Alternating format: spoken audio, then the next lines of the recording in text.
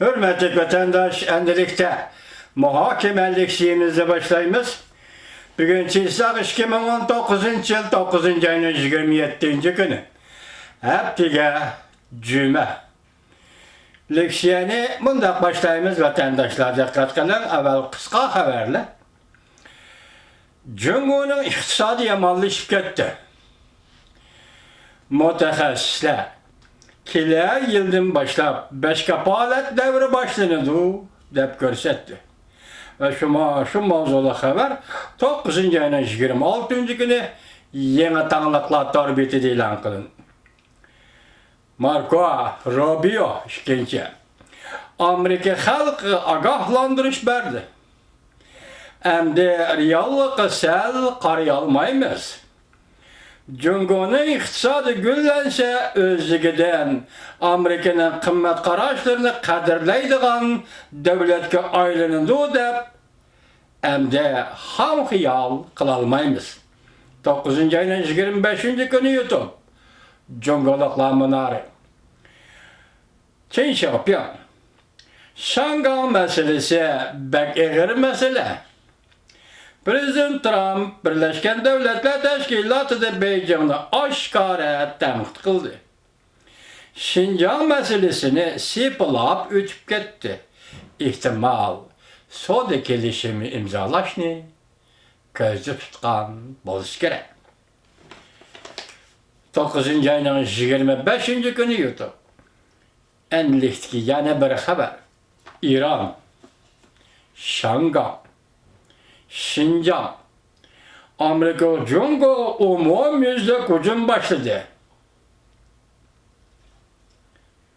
Amerika Cumhurbaşkanı umumyüzlük hücum başladı. Yani uğraş başladı. Mesela Amerika Koşmuş Ştatları Devlet Meclisi, İşke Palatanın Taşkı Münasebetleri Komiteti 9. ayının 25. günü ayrım aldı Şangay kişilik hukuk ve demokratiya kanun layihesi makuludu. Tayvan'ga münasebetlik Amerika Koşmuş Ştatları Devlet Meclisi Kengaş Palatası Taşkı Münasebetler Komiteti 9. ayının 25. günü tabi kanun layihesi kollap tabi kanun layihesi oturup koyup Amerika hükümetinin Tayvan'a yardım kılıp diplomatik münasebetlerini müstehkemleşti ve Tayvan'ın halkara teşkilatlara katılışını kollaşını talep kıldı. Tibet sözde bulduk mu? Şundak olsun mu? Senatör Marco Rubio başka bir nece nefer işke partiye azaları 9. ayının 24. günü ortaklaşıp 2019 yıllık Tibet siyasi ve Tibet'le kollaş kanun layihesi oturup koydu. İran, Amerika Koşmuş Ştatları Devlet İşleri Mike Pompeo mındak görsetti.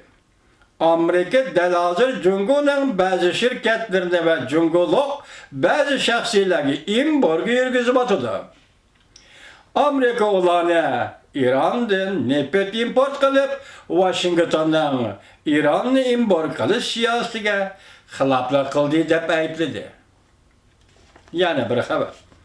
Amerika Koşmuş Ştatları hükümeti Angliya, Germaniya, Gollandiya ve Kanada hükümetleri bilen birleşip Birleşken Devletler Teşkilatı'nın umumi yığını ve umumi yığının sırtıda Beijing'den Şincan'da kişilik hukuk kürsüsü peyda kılganlığı qarıttı.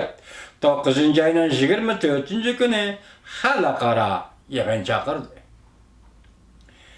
Cumhur bütün dünyanı Şincan'da kurulgan, yani bir haber, Cumhur bütün dünyanı Şincan'da kurulgan cazar lagerleri doğrusu cem turuşqa köndürelidi.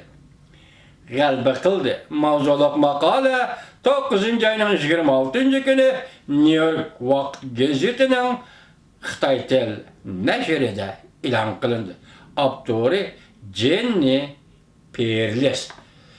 Xudo xolasa biz bu maqolani kelar qatimga tayyorlab ulgurtirsam kelar qatim bo'lmasa andin kelar qatimda sizlarga yetkazaman. Chunki bu maqolada bir xil umidsizlik kayfiyatini emasdan dunyo Xitoyning gapini angladi. Yig'ib elish lageri to'g'risida Xitoyning gapiga quloq soldi va ularning bergan dollarga qo'l uzatdi.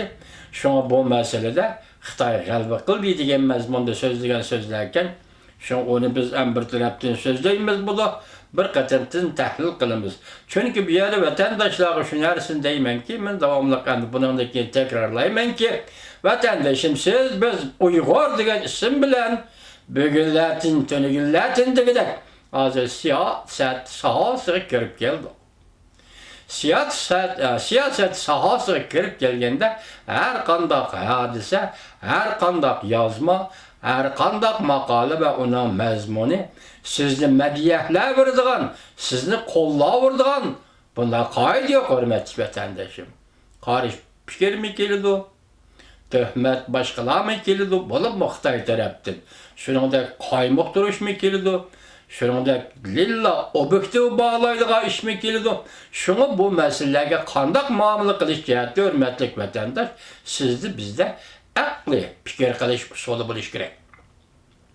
Biz endi hissiyot bilan muomala qilishni tashlab, Uyg'ur ziyolilari va Uyg'ur xalqi, uyg'ongan Uyg'ur xalqi endi tafakkurning aqli bosqichiga kirish kerak. Hamma hodisalarga aqli. Biz bu to'g'rida keyin New York vaqt gazetining maqolasini tayyorlaganda, ya'ni keng kushada so'zlaymiz. Bugun mushu xabarimizning ustida tahlil yurgizaylik. Endi oxirgi yana bir gap. Govingoyning material pash qilishi. Govingoy Amerika Jungo munosabatining kelgusiga hukm qilib, odamning badanidan sovuq ter oqadi dedi. Xi Jinping'ning mushundaq payti gap anglashini umid qilaman dedi Govingoy. Mavzuliq to'r filmi 9-oyning 25 kuni YouTube'da e'lon qilindi. Avtori Jungo xabarlari to'r bit. Yuqori xabarlarning ko'p qismi yana biri pulga qaraydigan yillar 9-oyning 26 kuni. 55 xabar Tibet, Shangang, Uyg'ur, İran meselesi to'g'ri 5 xabar yilga qaraydigan pulga qaraydigan yillar 9-oyning 26 kunda xabarlar.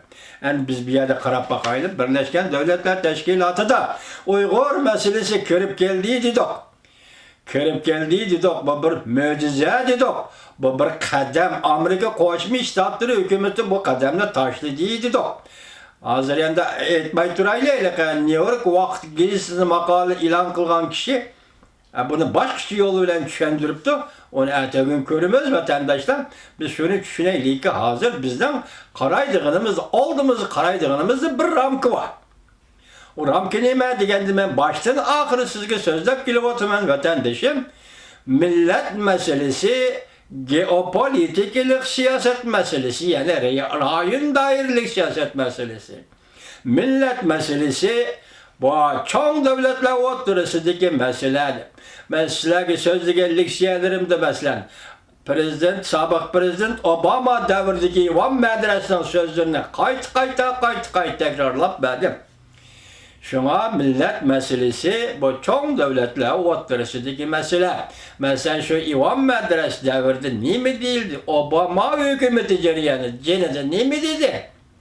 Biz Jungoning jonajon manfaat ko'z qarashini tushunamiz.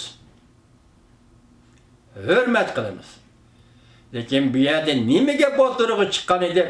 Masalan biz Jungoning jonajon manfaat ko'z qarashini e'tirof qilamiz degan gap so'z chiqqan emas vatandosh.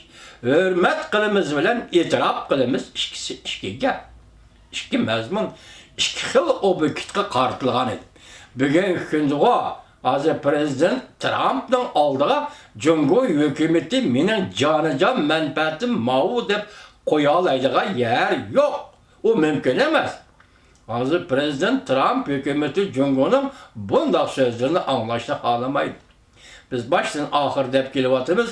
Yaqında Larry Kudlow, prezidentning iqtisod maslahatchisi Larry Kudlow dediki, ey odamlar, bugün Amerika Cumhur o'rtasidagi yaşman, qarapayın tilim bilan tushundim, yolg'iz savdo masalasi emas.